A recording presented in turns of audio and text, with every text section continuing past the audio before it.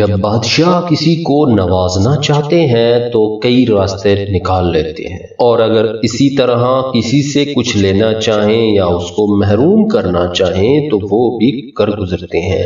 جو نہیں کرنا ہوتا، عقل مندی اور ہیلا سازی سیاست اور حکمران کا ایک ایسا گر ہے جس کے ذریعے نہ صرف اپنی حکومت کو دوام بخشا جا سکتا ہے بلکہ اپنے مخالفین کی سازشوں سے بھی بچا جا سکتا ہے۔ اسی طرح کبھی کبھی بادشاہ کا درباری ہونا فائدہ اور کبھی نقصان بھی دے سکتا ہے۔ ناظرین، آج کا واقعہ خلیفہ معتضد باللہ کا ہے، جس میں خلیفہ نے اپنے ایک مصاحب خاص کو مالدار بنانے کے لیے ایسے راستہ نکالا کہ نہ تو خود انعام و اکرام سے نوازا اور نہ ہی مصاحب خاص کو فقیر رہنے دیا، بلکہ صرف ایک چھوٹی سی چال سے اپنے فقیر مصاحب کو مالدار بنا ڈالا۔ واقعہ کی جانب بڑھنے سے قبل چینل پر نئے آنے والے دوستوں سے گزارش ہے کہ وہ نیچے دیے گئے سرخ بٹن کو دبا کر چینل کو سبسکرائب کر دیں اور ساتھ میں گھنٹی کے نشان کو بھی پریس کر دیں تاکہ ہمارے آنے والی ویڈیوز آپ کو بلا تاخیر ملتی رہیں۔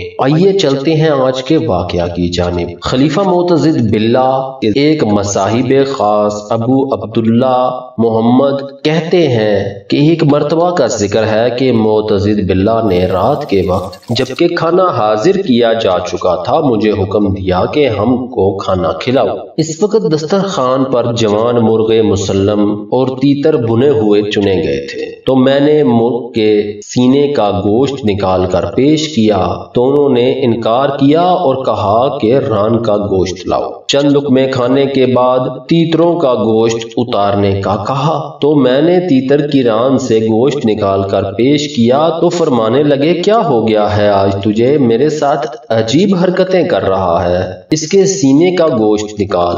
جس پر میں نے کہا اے میرے آقا، آج میں نے عقل کو پاؤں کے نیچے دبا رکھا ہے، یعنی بعید از عقل حرکات مجھ سے سرزد ہو رہی ہیں۔ یہ سن کر خلیفہ معتضد ہنسنے لگے۔ میں نے عرض کیا کہ میں آپ کو اتنا ہنساتا ہوں مگر آپ مجھے نہیں ہنساتے۔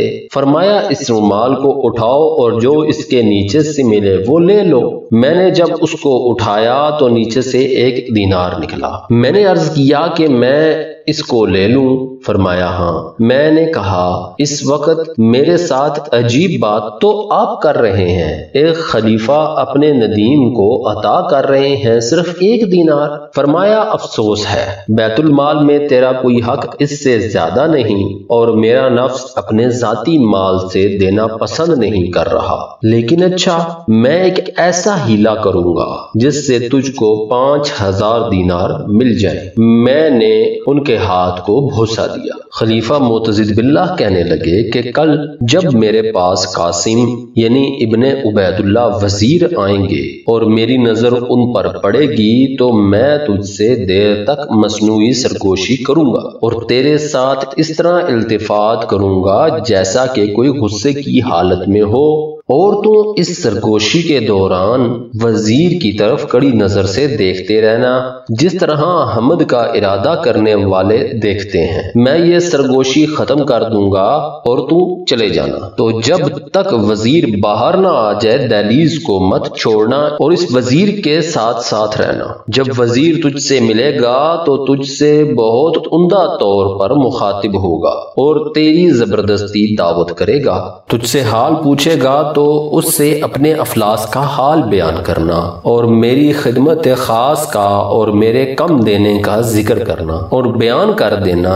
کہ قرض اور اہل و عیال کے بوجھ نے کمر دوہری کر دی ہے اور وہ جو کچھ تجھے دے وہ لے لینا اور جس قیمتی چیز پر تیری نظر پڑ جائے وہ اس سے طلب کر لینا، وہ تجھے ضرور دے دے گا یہاں تک کہ تو 5000 دینار کا حساب پورا کرے۔ پھر جب تو یہ سب لے لے گا تو وہ تجھ سے پوچھے گا کہ وہ خاص باتیں کیا ہو رہی تھیں، تو پوری بات سچ سچ بیان کر دینا اور خبردار جھوٹ مت بولنا اور بتا دینا کہ میں نے یہ ایک ہیلا کیا تھا اور ساری بات سنا دینا، مگر یہ سب گفتگو اس وقت کرنا جب اس کا اصرار بڑھ جائے اور تو اس کو راز رکھنے کے لیے اس وزیر سے قسم لے چکا ہوں، اور یہ تمام گفتگو اس وقت اس سے کرنا جب وہ تمام سامان مال و متاع اپنے گھر پہنچا چکے۔ پھر جب کل کا دن آیا اور قاسم وزیر حاضر ہوئے تو خلیفہ نے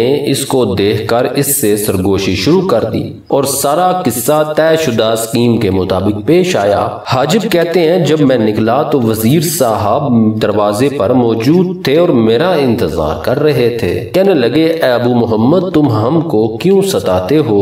تم ہمارے پاس کبھی نہیں آتے، کبھی ملاقات نہیں کرتے، نہ کبھی ہم سے اپنی کوئی حاجت بیان کرتے ہو۔ میں نے ان سے عذر کیا کہ خلیفہ کی خدمت میں مسلسل کمر بستہ رہنا پڑتا ہے۔ کہنے لگے آج تو تم کو ہمارے ساتھ چلنا ہوگا اور کچھ وقت مسرت کے ساتھ گزارنا ہوگے۔ میں نے کہا میں تو وزیر صاحب کا خادم ہوں۔ میرا ہاتھ پکڑ کر سواری پر بٹھا لیا اور مجھ سے میرا حال پوچھنا شروع کر دیا، اور میں نے شکایت شروع کر دی کہ میں خلیفہ کا رازدار مصاحب ہوں اور تنگی معاش اور قرض میں مبتلا ہوں۔ بیٹیوں کی شادی کی فکر ہے۔ خلیفہ کی لاپرواہی اور بخل کا بھی ذکر کیا تو بڑی ہمدردی سے کہنے لگے کہ جو کچھ ہماری وسعت میں ہے ہم اس سے ہرگز دریغ نہ کریں گے۔ اگر تم ہم سے پہلے ذکر کر دیتے تو ہم تمہاری مدد ضرور کرتے اور یہ تکلیفیں نہ پہنچنے دیتے۔ میں نے شکریہ ادا کیا۔ پھر ہم مکان پر پہنچ گئے تو کسی طرف متوجہ کیے بغیر اوپر چڑھ گئے اور ملازمین خاص سے کہا کہ آج کا دن ہم نے ابو محمد کے ساتھ مسرت سے گزارنے کا ارادہ کیا ہے، کوئی مخل نہ ہو، اور اپنے محررین کو بھی چھٹی دے دی اور خلوت گاہ کو بالکل خالی کر لیا اور مجھ سے باتیں شروع کر دی۔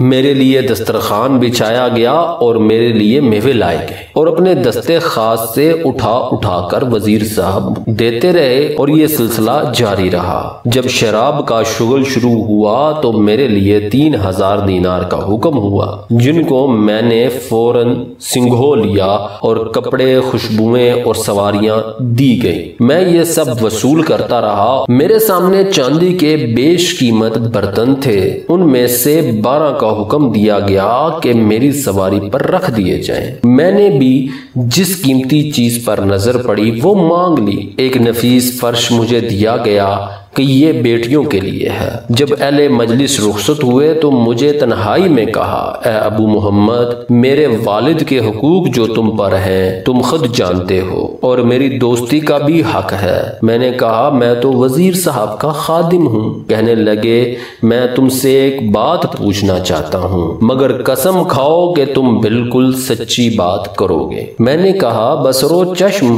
پھر مجھ سے سچ بولنے پر اللہ کی قسم کھلائی اور سچائی پر بیوی پر طلاق اور آزاد ہو جانے کی شرط بھی قبول کرائی گئی۔ پھر سوال کیا کہ میرے بارے میں کسی معاملہ پر تم اور خلیفہ آج سرگوشی کر رہے تھے اور خلیفہ کی ہدایت کے مطابق وہ اموال غنیمت چیزیں جو وزیر نے مجھے دی تھیں وہ میرے مکان پر پہنچ چکی تھیں، تو میں نے سچائی کے ساتھ تمام ماجرا حرف بحرف سنا دیا۔ کہنے لگے تم نے مجھے بہت ہلکا کر دیا اور چونکہ خلیفہ کی نیت نیک ہے تو مجھے اس سے کوئی گرانی نہیں ہوئی۔ میں وزیر صاحب کا شکریہ ادا کر کے اپنے گھر واپس آ گیا۔ اگلے دن الصبح میں معتضد باللہ کی خدمت میں حاضر ہو گیا۔ کہنے لگے اپنی سرگزشت سناؤ، تو میں نے تمام داستان عرض کر دی۔ کہنے لگے کہ دیناروں کو حفاظت سے رکھنا اور ایسا خیال کر لینا کہ میں جلد ہی ایسا ہیلا پھر کر دوں۔ ناظرین اگر آپ کو آج کی ہماری یہ ویڈیو پسند آئی تو ویڈیو کو لائک کریں، شیئر کریں اور کمنٹس میں اپنی رائے سے ضرور آگاہ کریں تاکہ ہمیں پتہ چلتا رہے کہ آپ ہماری ویڈیوز کے بارے میں کیا سوچتے ہیں۔